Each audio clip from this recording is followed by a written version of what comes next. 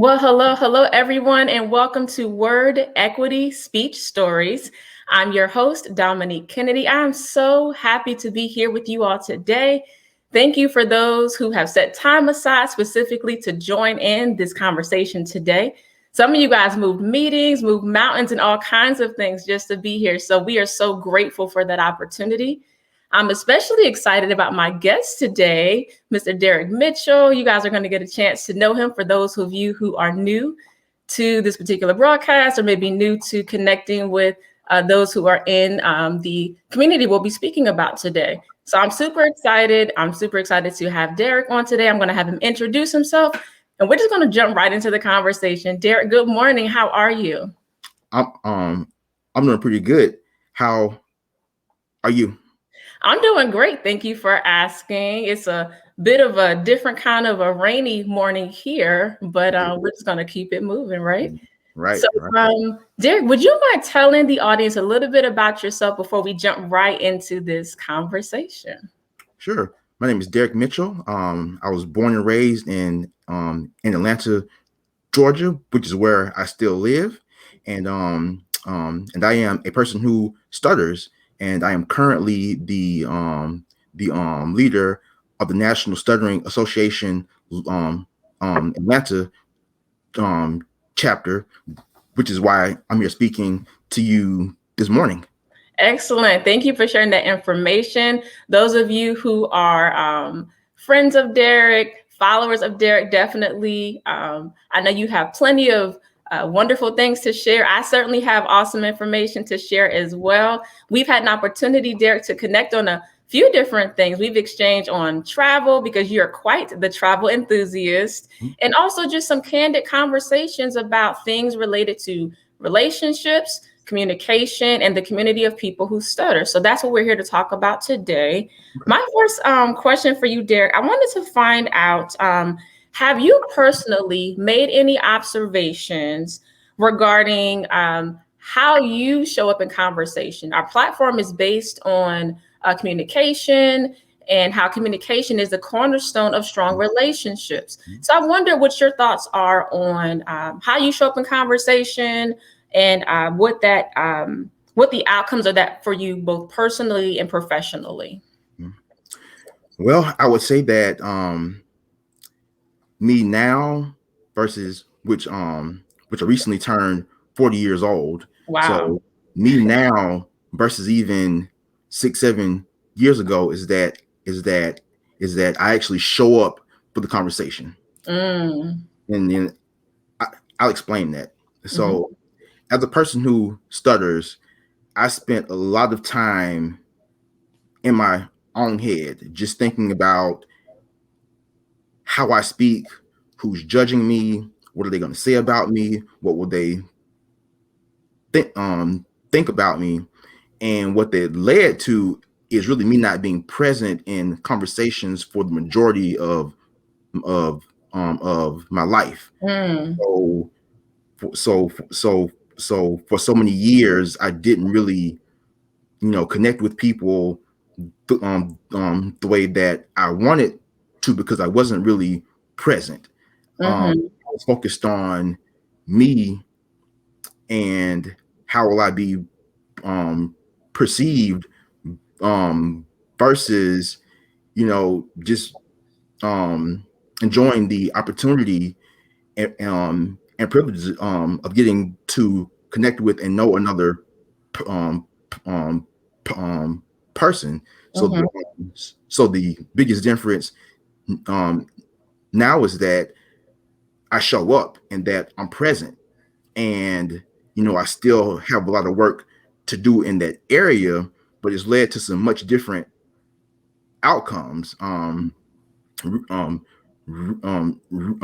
really just going from a place where I saw people as obstacles and threats, now seeing people as more meaningful um, pursuits, and actually Mm. being excited about getting to know and connect with new people, as opposed to in the past just having dread over over how those interactions could go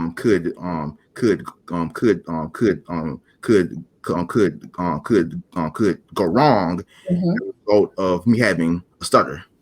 Wow. You shared a lot of insightful information, Derek. I really want to unpack some of the things that you discussed Yeah. just so far in that first point.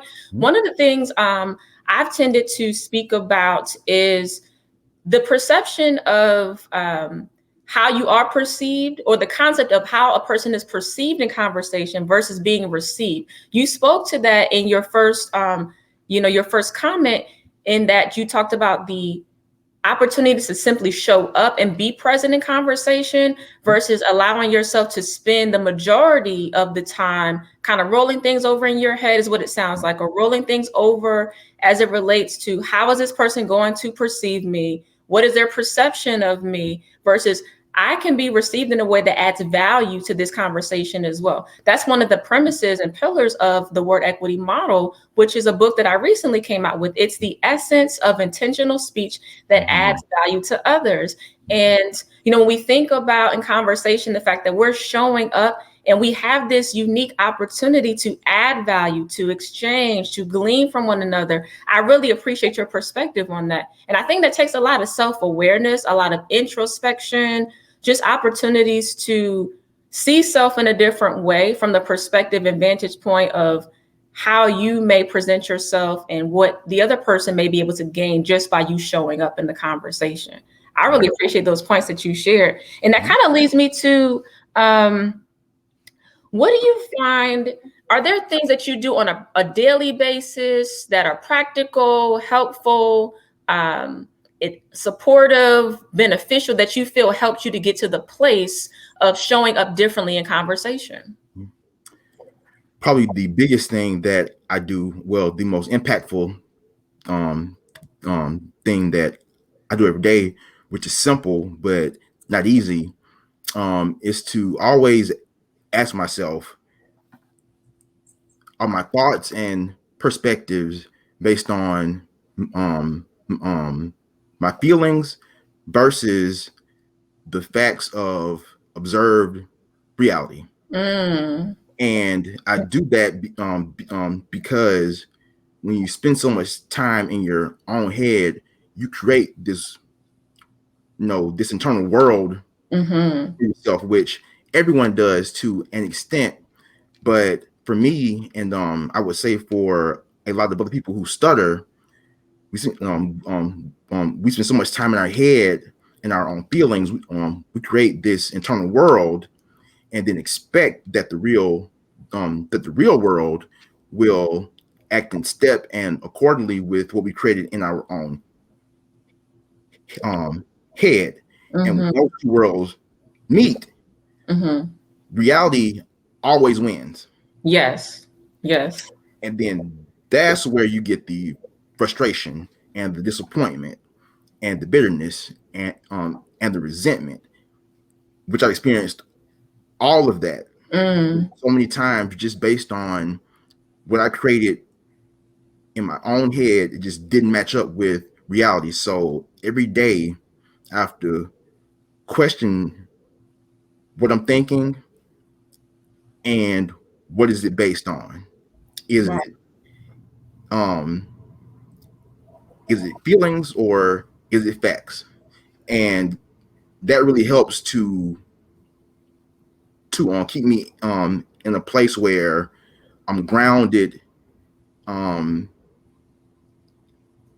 in reality and real outcomes just versus what I'm feeling. Wow, that's a great point. I think the simple fact of, or simple idea of looking at things from a perspective of fact versus feelings is so powerful.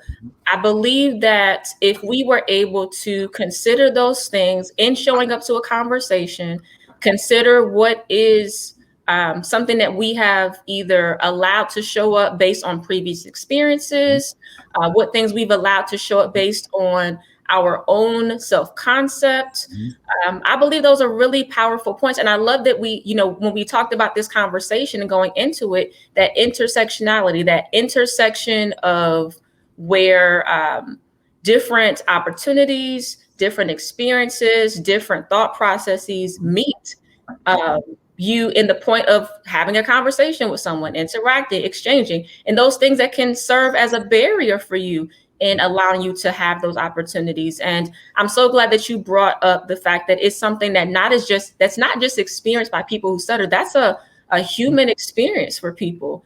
How you show up, what you're thinking, what things contribute to how you show up, what questions are you asking yourself, what things are you pondering as you enter this particular conversation. So I love that you brought that part up. And I think that's something that so many people can benefit from. I even see lots of comments, Derek.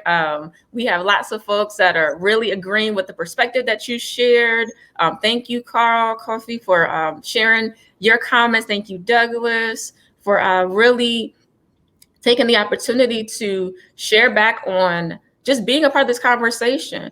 And then, commenting even, Carl said, what is based on? Is it feelings or is it facts? I think if we ask ourselves that in our daily lives, that would help us avoid perhaps a lot of different confrontations, a lot of different conflicts. I'm not a person that avoids conflict. I'm definitely one who chooses to face it and confront it. But the things that lend themselves to how you feel after that conversation, or what you're still thinking about, what you're carrying with you, all of those things are so important when it comes to how you show up. I'm so glad you brought those points up. Another thing I wanted to ask you, Derek, is what have you found to be effective in the approaches when you have a conversation, where you're thinking about just your own communication practices? What are some approaches? What are some methods that you found to be effective?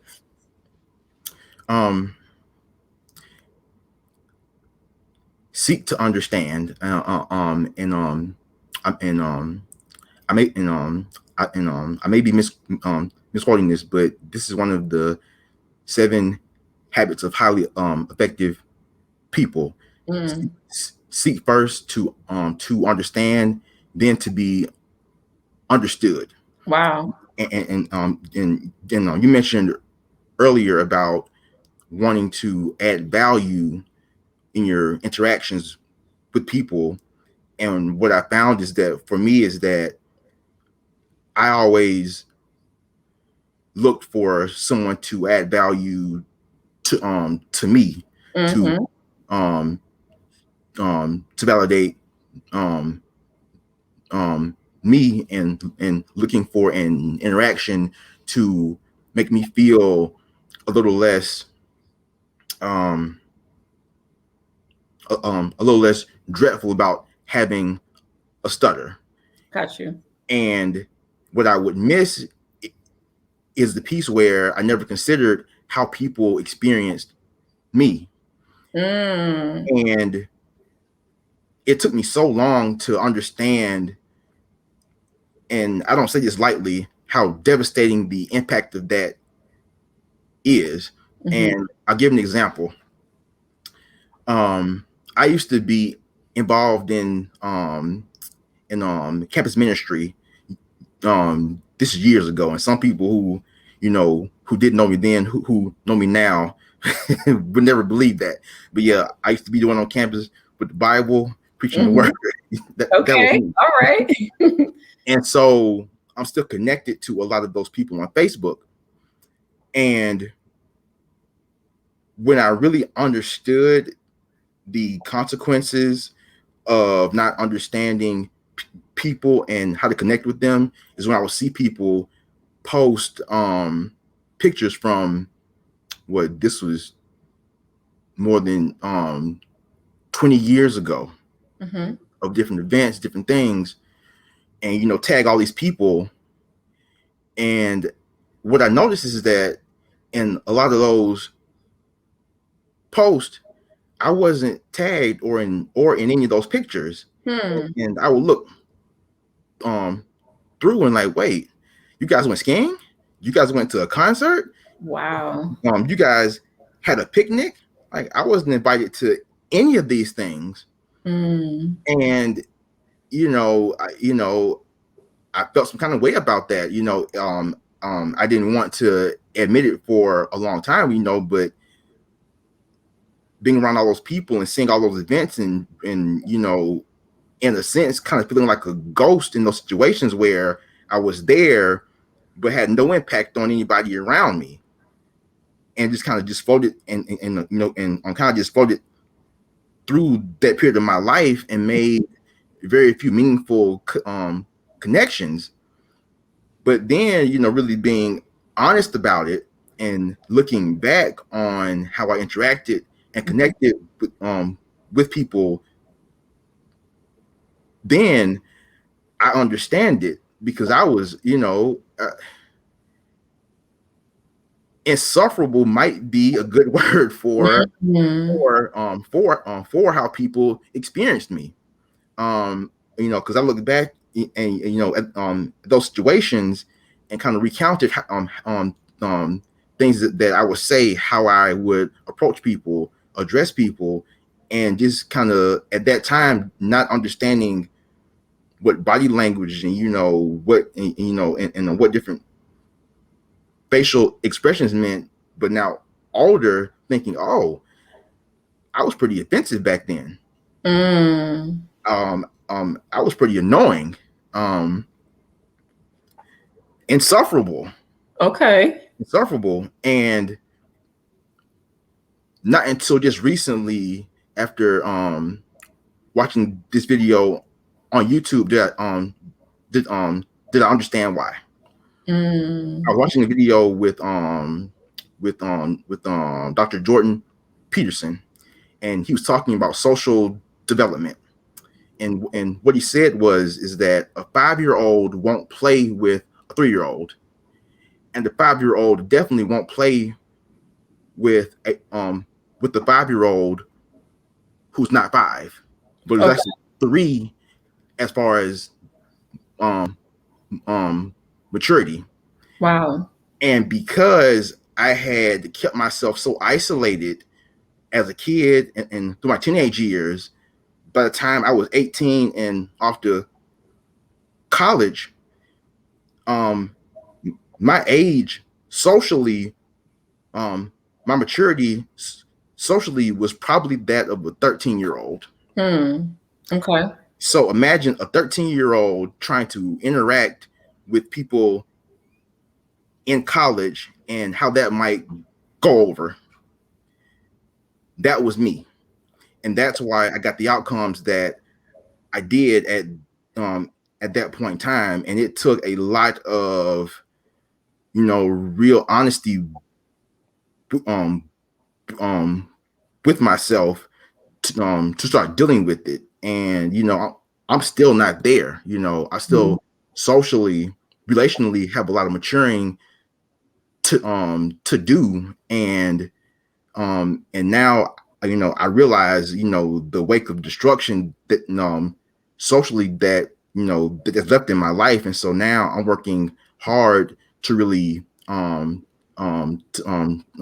make progress in the area. So so back to your original um question, Mhm. self-awareness is key. Self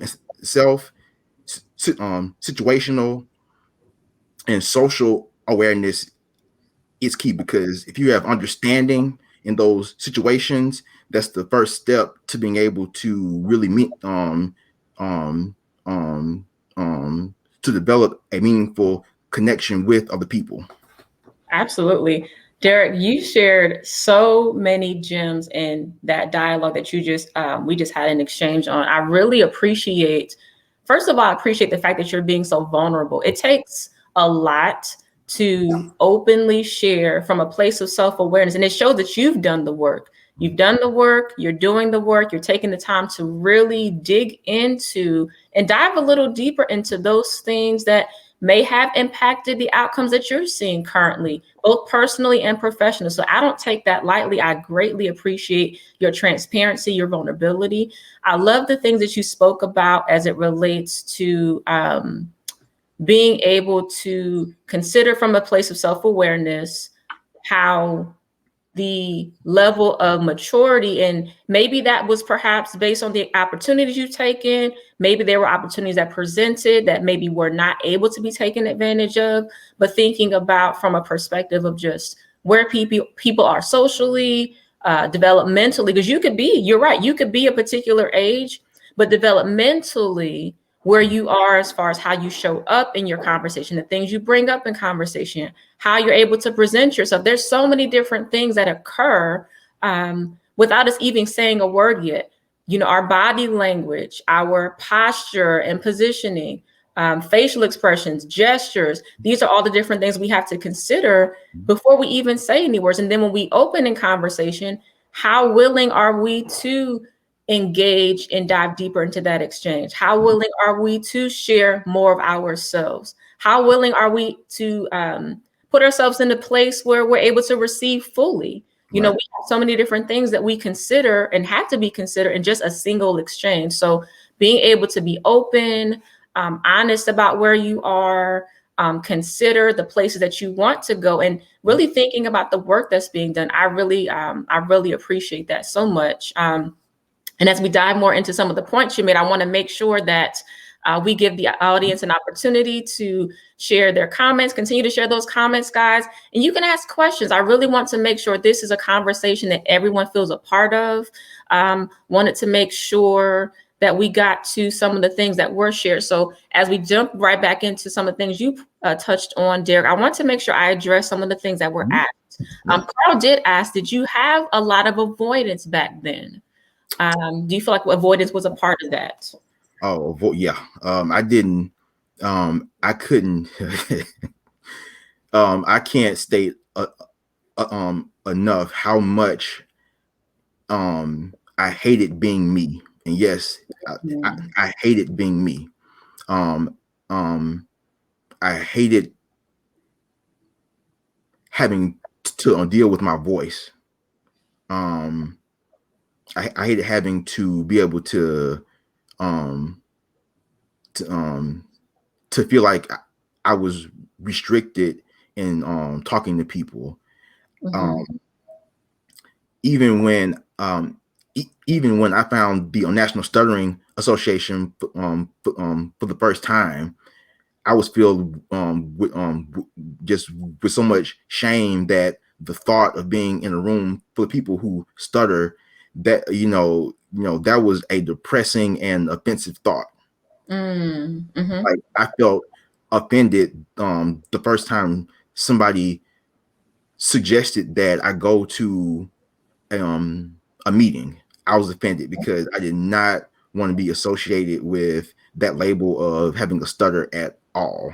So avoidance for sure, and really on more levels than just having a stutter, just really overall not liking or appreciating who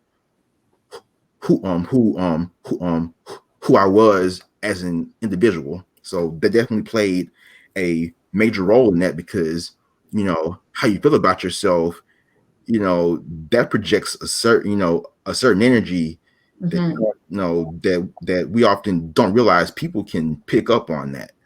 Absolutely. So I believe that was a big contributor to the outcomes that I had for so much of my life. Absolutely. Absolutely. And there's a lot of people in the chat that can definitely identify with what you're saying, and, really speaking to the things and the points that you brought up today. And, I try to make sure from a empathetic standpoint, from a level of honor and respect, that I always acknowledge that we each have different lived experiences, different stories. I certainly have my own journey that I've shared even in my first book. Stuttering is What You Think was the first release. And having experienced different things as it relates to social anxiety with speaking and speaking in front of people, and thinking about where I was at that particular time, and even how that played into different things in my adulthood. I'm a speech language pathologist. I consider myself an ally, an advocate, and all these different things. But sometimes it's easier to speak to the things that you can pour into and encourage and support someone else on. But when you have to put those things to practice, you have to make sure that you are demonstrating what you speak about and being able to stand fully in that. Right. in any setting. So that's definitely something that's been a full experience for me, but certainly making sure that we both honor another person's experience, acknowledge that that lived experience may be different than ours, and how it Mhm. shows up for us is different. Yeah. But I certainly appreciate what you shared on your story. And then we have Douglas asking, overall, Derek, where are you in your stuttering journey? How would you respond to that? In in a phrase, I feel good. Uh, Um, I wake up every day, and my stutter is probably, if I think about it at all, it's the last thing I think about. mm, Um, I wake up, I feel free, I feel whole, and and what I realized, just looking back on my journey of really of speech therapy, of trying different devices and techniques and therapies to get to a certain level of fluency. I realized that all that I ever really wanted was to feel free and to mhm, feel unrestricted, mhm. and and that's what I have now. And to an extent, my fluency is you know is at sometimes is at the worst that it's ever been during my entire life. Ironic that at my worst fluency that I feel the most free and the most whole. Wow, I feel good about being me now, and that's um that's the best outcome that I could have hoped for on this journey. absolutely. I love that you share that. And it's such, I can see it in your face, Derek, like the joy, the freedom. There's such joy in experience the freedom of being able to show up authentically. That's another thing I like to speak to, being able to show up in a way that truly represents the person you are, the person you'd like to show up as, and being able to, again, add value in such a way that demonstrates where you are. And, each day is going to bring different things. We each have different experiences that may contribute to how we perhaps enter into a conversation or enter into a relationship. Right. But being able to, at the core, find peace in the person that you are, and the things that have allowed you to continue to build on where you'd like to see yourself. And I definitely, you'd have so many different comments, Derek, that are people are just pouring in, like they can totally agree with you. You aren't holding back or hiding, so lively and free. And that's such a beautiful thing to not only feel and experience, but have others be able to experience that with you and from you. That's another marker. Not to say that every person's comment about you is the most accurate, but certainly if I were to poll people, even for myself, I want to make sure the general consensus Yeah. is Dominique Kennedy shows up as this, Dominique Kennedy shows up as that, and being consistent and authentic in that. Right. Um, so that is But, awesome, Derek. I appreciate um, that. but I would also say, um, being okay if that general polling is not exactly what you might want, Right. because at the same time, being authentic comes with the price, because not everybody can handle your authentic self, because Mhm. and not for any negative reason, but just because not everyone is um is um is compatible, and some Right. people you know might win the popularity um contest, and and some might not, but Right. that doesn't mean that you know that how you show up is any less valuable than someone else. Absolutely. Me myself, I see some people who have a lot of friends, who are able to just attract people, and at times, have to fight the urge um t- um to feel envious of that, because my circle has always been very um small, but Mm, that's okay, because how I show up and how I am just might not vibe with the mass of people, where Right. where somebody else's personality um um um might, but that doesn't make how I show up or the circle that I attract eh, um any less valuable than anyone else. Absolutely. And I'm to speak to what you're saying, Dirk, I'm definitely a fan of impact over fame. I Mhm. certainly think we each have to consider the impact that we have on that circle of people that we choose to let into our lives or accept into our lives or be a part of our lives. Right. Even thinking about the value that you add, thinking about the influence that you have, thinking about the fact that what you have to say is meaningful. I think if we roll those things over in our minds and keep that at the forefront, that would at least help us to kind of stay grounded, maybe add to the consistency of what that core thought process is regarding ourselves as a person. So I Right. appreciate those things that you shared there. Want to just make sure I don't miss anybody here. Um, Again, people are really just speaking to your transparency. And I really believe that this dialogue, this conversation is going to help to free a lot of people, being able to stand in the fact that, you know, you've had some different outcomes that were maybe less preferred at a previous time. And not only are you or have you done the work, but also you speak to the fact that you have not fully arrived, but you're actively moving toward those outcomes that you wish to see. So I love and appreciate that very much. And I wanted to ask you, because we're speaking about relationships, Mhm. we're speaking about communication, thinking about just intentionality and that intersection of how those things kind of come together. I wanted to find out from you, are there any things that you found helpful when you're seeking to establish a relationship, when you're seeking to maintain a relationship? What do you find the most helpful or beneficial for you? For me, it's to be aware of what I bring to that situation, what I bring um to to just the possibilities of establishing a connection. Right. And that's something that, just speaking on broader terms, I think that's something that's missing from the conversation with people who stutter, as far as how we relate to the rest of the world, Mm, because we often in a moment with someone else, um whether it's just speaking to a person um in passing, um ordering at the drive-through, making a phone call, mhm, we um like everyone else bring so much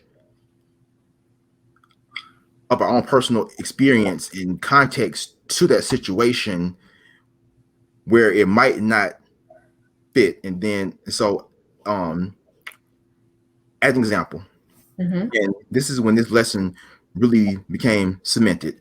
I was at the drive-through at Chick-fil-A, and this was about 5 or 6 years ago. Okay. And I pulled up to the window, and the person asked a question, and I started a little bit, and she chuckled. Hmm. And you might not, you can't tell this just by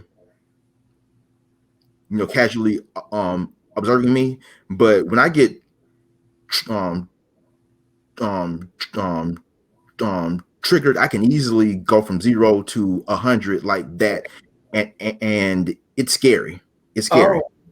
Oh. Um, and I felt that coming in that moment. I was like, "I'm sorry, did you just laugh at me?" And it was, and like I felt it coming. Mm, I felt it in the pit of my stomach, about to come up, but I stopped myself. I said, "Wait. Just take a step back and just look at this." And so I just looked at this woman, observed her body language, her facial expression, and just thought, you know what, this might be one of the nicest ladies that you could ever meet. mhm. Maybe she just doesn't understand that I have a stutter. Wow. I could pretty much assess that that English wasn't her first language. So that also could have been a factor. Mm-hmm. Maybe she's never met a person who stuttered. Mm-hmm. Just all these possibilities of why she may have chuckled in that moment. Just maybe like most people, you know, it's a knee jerk reaction to a novel situation because we as people don't deal with novelty in mass um, very well. But Right. I had to step back and say, what else could this be about but me? Take myself out of it. What else could this be about? And I'm like, you know what? It's probably just misunderstanding.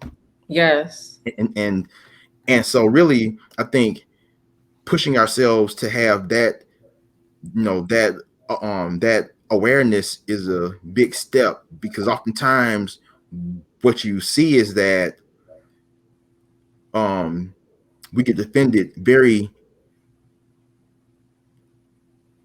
easily by things that could easily be misunderstandings. Mm-hmm. And Mm-hmm. then when we bring those stories and those situations to our groups, which can become echo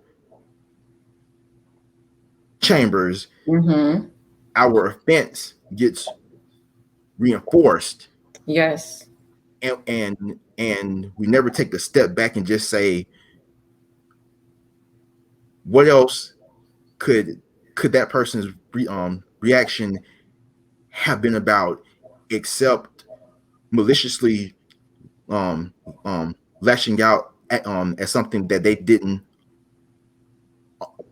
understand. Mm-hmm. And Mm-hmm. so just trying to just trying to understand what baggage, what experience, what context I bring to a situation really helps to really clear myself out of the way to be able to fully see the other person instead of just seeing them through the lens of my experience, my context, my baggage.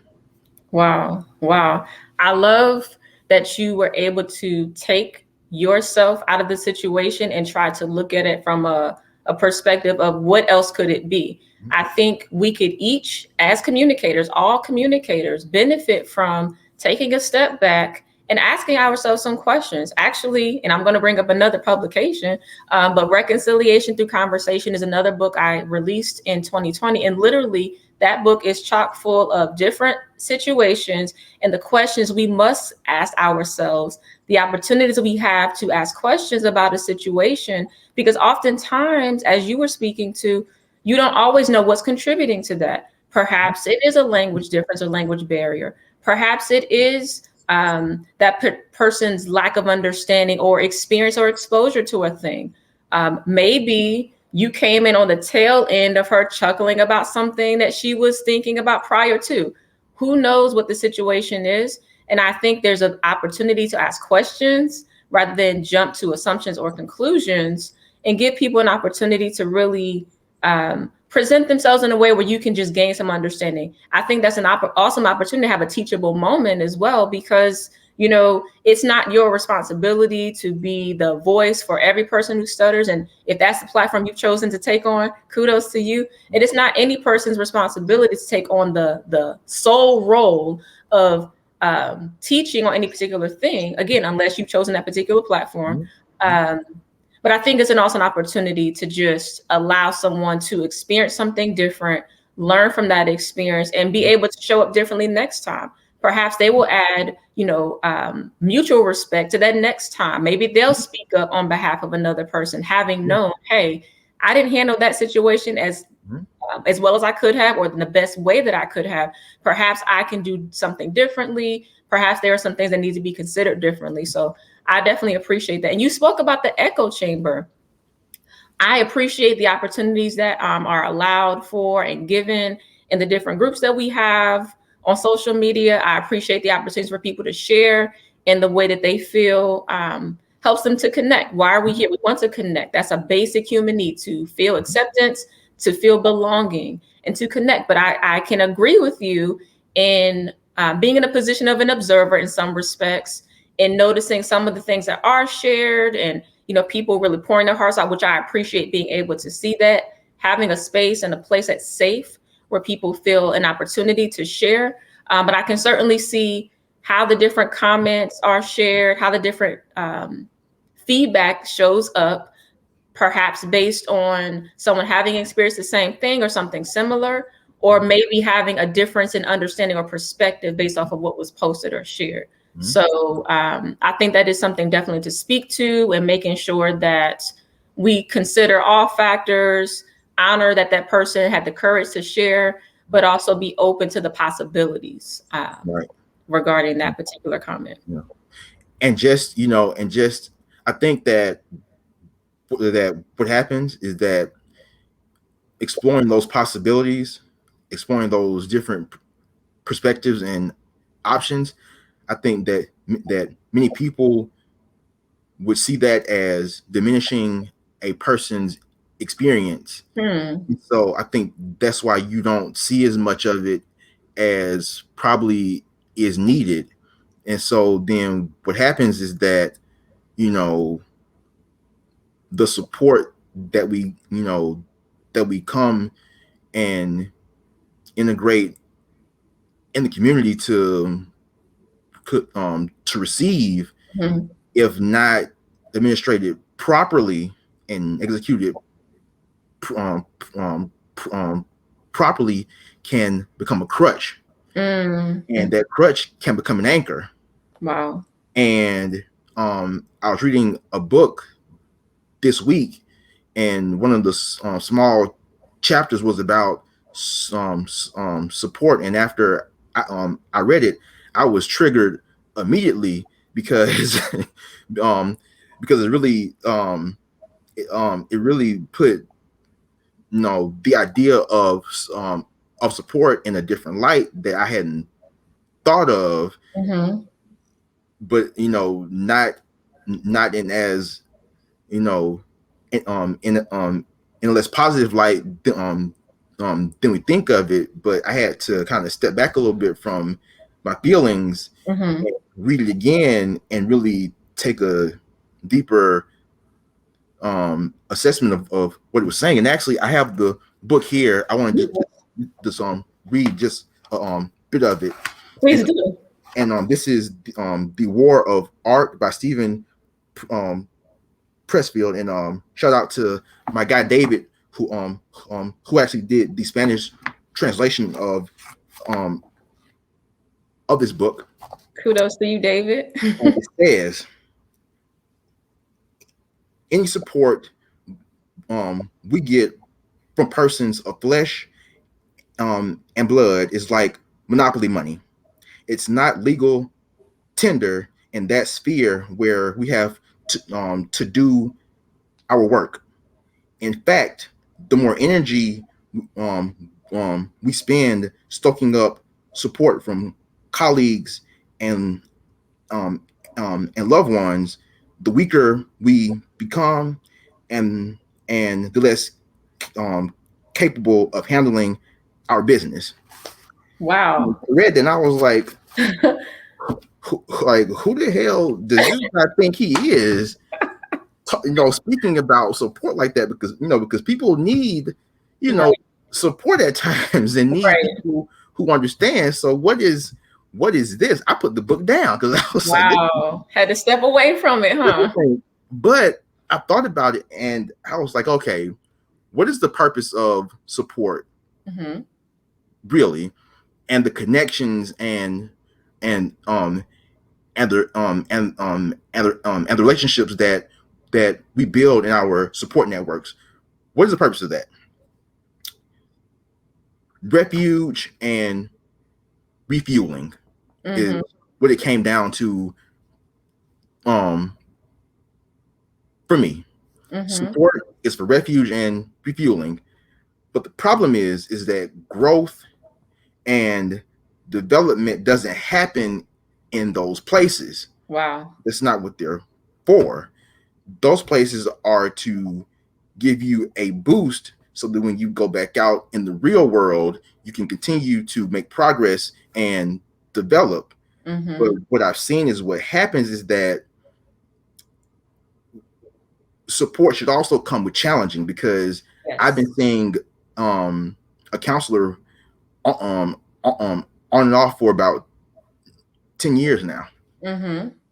And along with the support, I also get challenged and I'm held accountable. Yes. And so when I look at the support networks that we have, while they serve a great purpose, the challenging aspect of it, the accountability aspect, is not there, especially when you talk about how we relate to people and those tough experiences that we do have. That aspect of, of challenging and accountability to grow is not there, that leads to better outcomes. So it just becomes a cycle of people dealing with the same things, not getting the outcomes that they want, and never really get any practical tools or advice about how to approach it.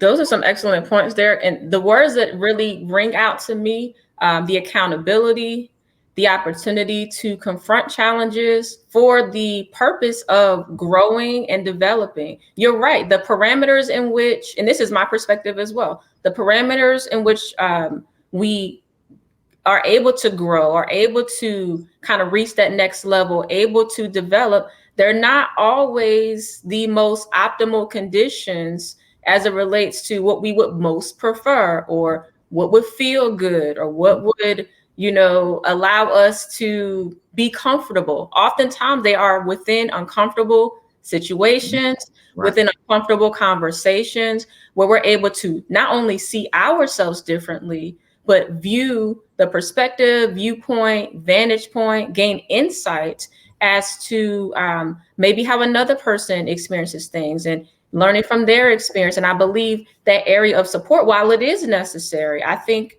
having a support system is vital. Having people that you can, lean on, call on, rely on in those different pivotal times in your life is helpful.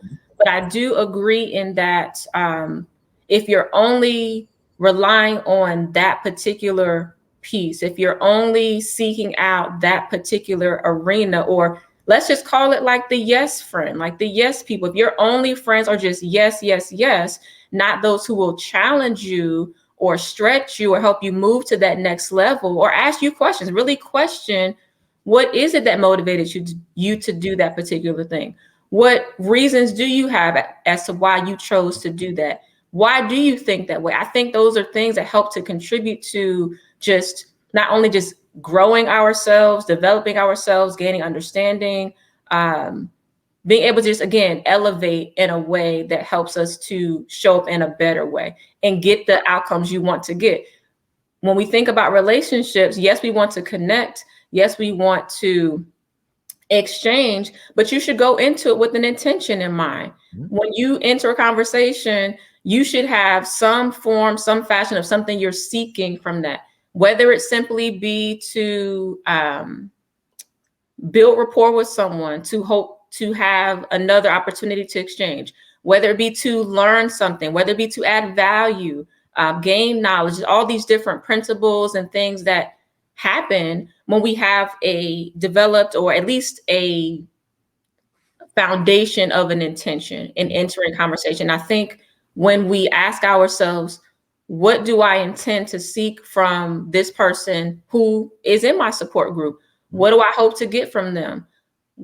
In what situations do I tend to gravitate toward the level or kind of support they offer? And is that keeping me in a place, or is that growing me to the next place? I think those are things we have to ask ourselves. So I'm so glad that you read that text. I'm so glad that you brought those points up. Yeah, Absolutely. And then just to add on on what you just said about approaching um, a conversation and interaction Mhm. um, with an intention, but also don't assume the intentions of the other person, Yes. because one of the most impactful things that I really got out of really working on connecting with people is that I push myself to start going to different networking events, different social events, Mhm. and after a while, it kind of clicked that, wait, you know what? People aren't so bad after all, because I had so many negative experience as a child, as Mm. a teenager, in my early 20s, that I just shut down and just started seeing all people as a potential threat. Wow. And once I started to really open up again and start to understand that that those experiences don't define all people. Mhm. Those Mhm. were just, in the grand scheme of life, those were just a limited set of experiences. And really putting myself out there and um being in some uncomfortable places and situations really showed me that people are nothing to be afraid of, that that people are that people are to be embraced. And Mm. and of course, you'll always have some negative experiences, because people are just people, Right. and people have had negative experiences as a result of me, because because I'm just a person. Mm. But as a whole and in mass, people are shouldn't be seen as threats or obstacles. Not saying that you should go into things naively, but be open to embracing people, because your past experiences shouldn't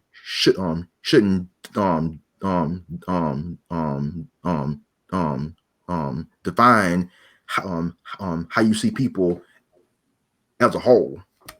Absolutely. We're going to just kind of ride out on that point of embracing people. We're going to let that settle in the audience's minds, let that settle in the listeners' minds. And I'm going to jump over to the chat and just kind of see what things have been brought up just through some of the gems you've dropped, some of the different information that's been exchanged this morning. And we're going to let people sit with that, because I think that's something that's really powerful. Um, let's see. So, we have, again, a lot of people just really being able to connect with your story, Derek, being able to speak to their own experiences and relate to what you shared this morning. We even have Douglas, who said confrontation can be very difficult for some people who stutter, which I'm sure is something you spoke to and something Yeah. I've seen in the different groups. Confrontation can be challenging just in general. You don't always know what the outcome is going to be. You don't always know what to expect from the other person. You can only be a master of me. Like, I can only be a master of myself. And I even talk to my young people that I work with, my own children: master you first, do that. And then you're able to show up differently and maybe manage some other things, but master you. Right. Right. So being able to understand that that's a real place to be as it relates to how you may feel about addressing or confronting different challenging conversations. And you talked about the tools earlier, really tooling yourself up, finding some just kind of go-to methods as to what can work for you. One of my go-to methods is to just simply ask, well, first of all, listening. I Right. show up open to a conversation. I show up ready to hear from the person that I'm going to be communicating with. I show up in a way that allows me to first listen so I can really hear from a place of understanding, seek understanding. And then also, if I'm not sure about something, I'm going to ask a question. I'm going to ask to make sure I have a full understanding as to what was shared, what is being communicated, and maybe what may be behind that particular point. That's something that I do. Is there something that you found, any other things that you found helpful, Derek, and how you confront those difficult conversations?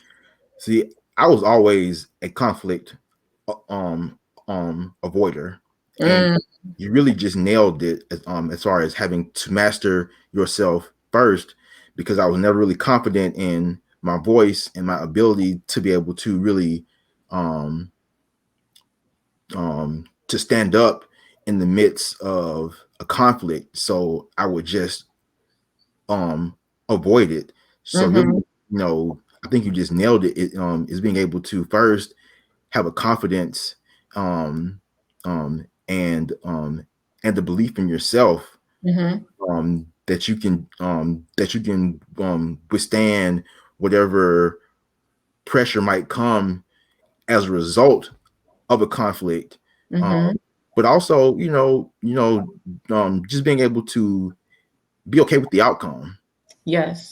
Because I think so many times that was what I was afraid of, for the consequences. Mm-hmm.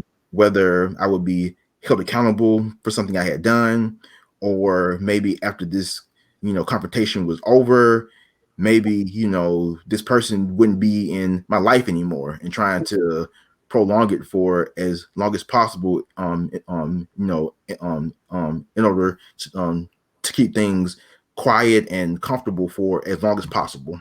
So, Mm-hmm. just being able to believe in your ability to handle the confrontation and to be able to accept the consequences after.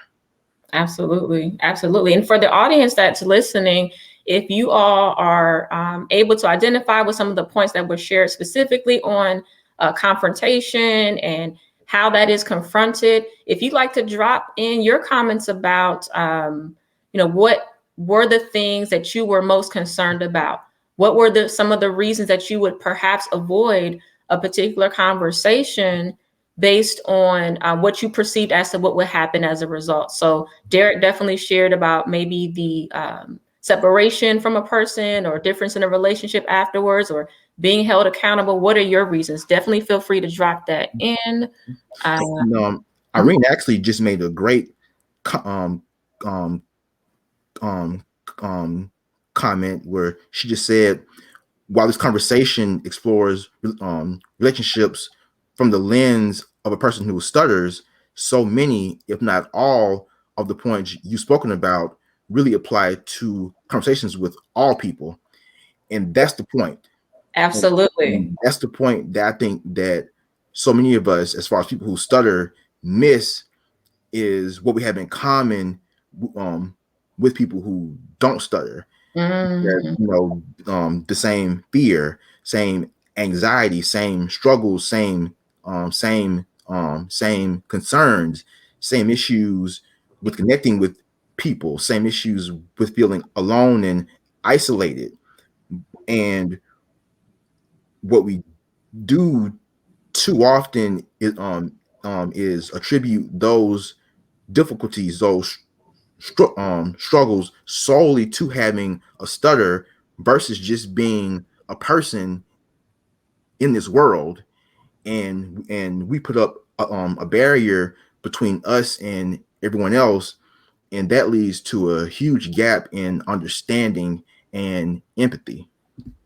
absolutely. That word empathy is something I definitely lean into quite often. I value and place a lot of emphasis on being a person who is deeply empathetic. And I think that's something that we can each benefit from, examining where we are from a level of empathy, examining where we are when it comes to that intersection, that overlap, that way in which we show up as a commonly as people. Some of these things are not just isolated. Actually, as Irene said, most of these comments that were shared are not isolated to people who stutter. These are experience. This is part of the human experience. So when Exactly. we can each kind of understand, gain concept of, certainly honoring your own individual identity, individual experience, lived experiences, but understanding that we each have a human experience that we must confront every day, must navigate on a day-to-day basis. So when we're talking about navigating conversations, they're just uncomfortable conversations that we've had just across this year. I can bring up so many different areas, so many different things that I've even had in my own family, having to just address things from a perspective of people who just have a different outlook than I do. Is that something that we can navigate? Certainly. Is it always easy and comfortable? Certainly not. So I think it's definitely important. Thank you for bringing that point up. And I wanted to bring up something that you shared because we've had an exchange, and I wanted to bring up, you mentioned the fact that we were talking about some of these points and kind of just exchanging on this topic in general, this topic of relationships, this topic of communication, not only for people who stutter, but just being intentional about how we show up. And one of the things you shared very candidly, you mentioned hopefully enough people will get, in your words, tired of not getting what they want out of life and start asking why beyond the stutter. And I hope it was okay for me to share that, but I think it's a wonderful point to bring up, because sometimes, and I may have my own things that I may consider as a person as to why I perhaps may not have been well received, or maybe why someone did not connect with me in the way that I intended to.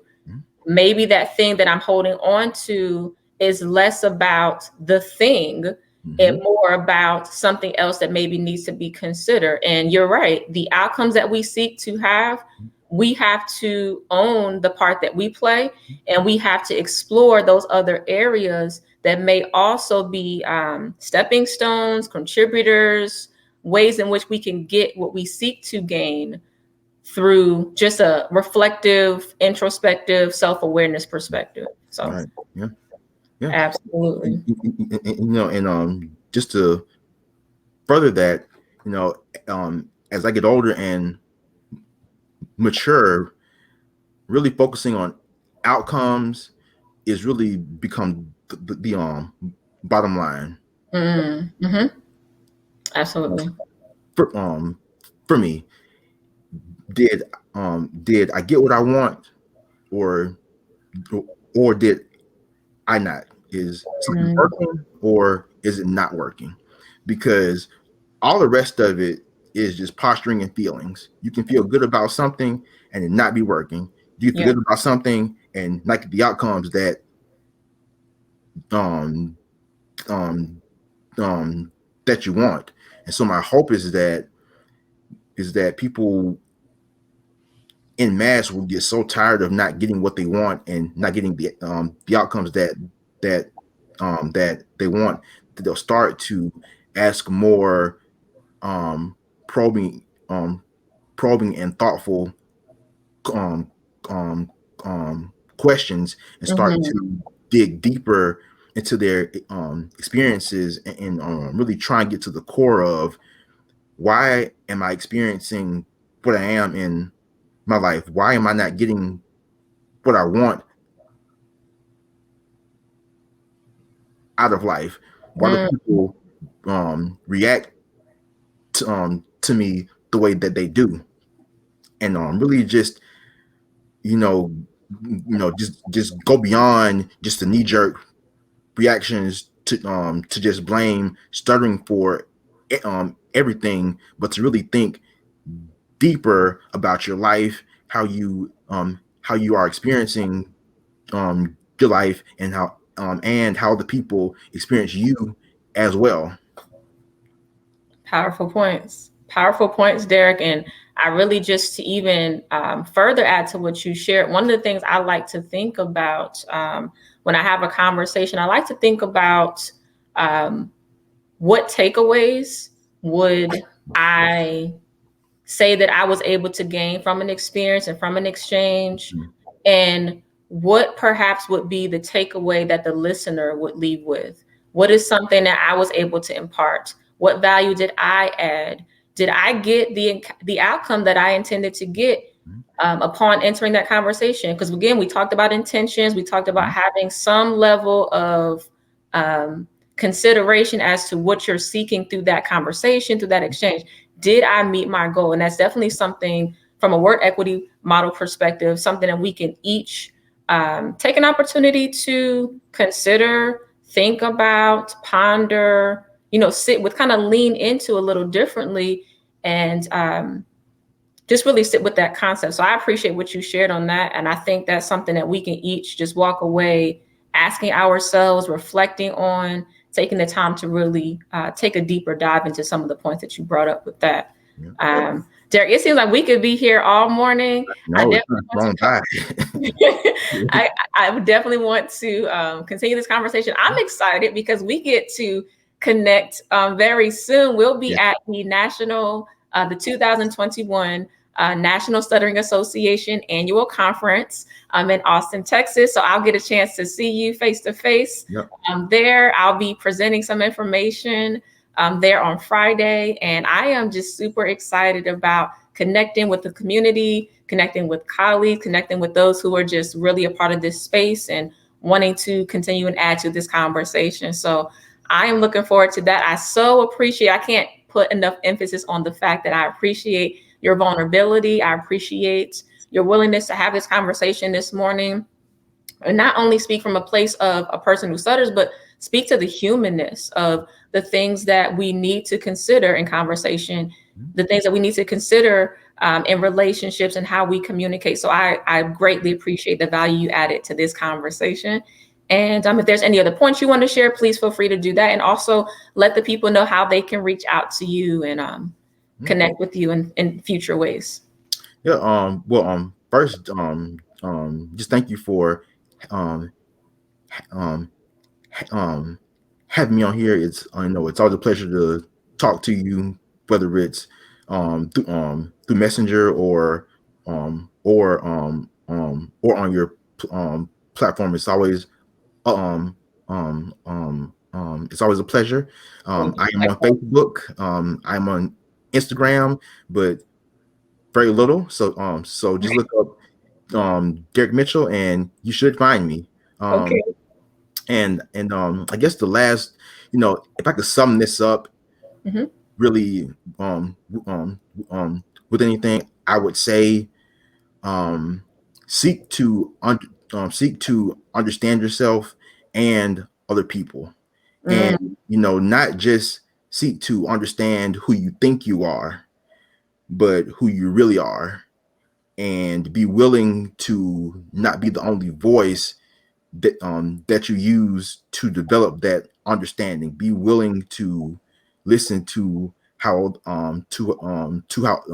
other people experience you as well, and be open to understanding other people, not just through the lens of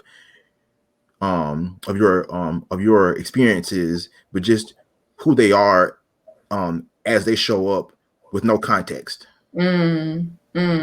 Powerful points. You guys take hold of the information that was shared this morning. Thank you all for joining. Thank you, Jamie, Irene, Carl, Douglas, Rosalind, Dante, all the people that were able to join this conversation this morning. Forgive me if I missed any names. Thank you for those who will join later and listen back to the replay. If you'd like to connect with me, I am too available on different platforms. If you go to IG, I can be found at dom.knd.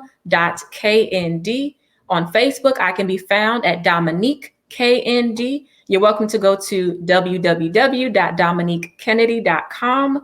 I can also be found if you search on YouTube and type in Word Equity Speech Stories. You're able to go back to this particular dialogue and conversation that will be loaded, as well as previous conversations that were had. So again, thank you all for joining this morning. Thank you for taking the time. Thank you for your feedback and comments. Thank you for your questions. We look forward to speaking with you all again. And thank you for joining the conversation. Thank you, Derek. Looking forward to seeing you in just a bit. Me too. Take care. Thanks for this morning. You take care. Thanks. Bye. Bye-bye.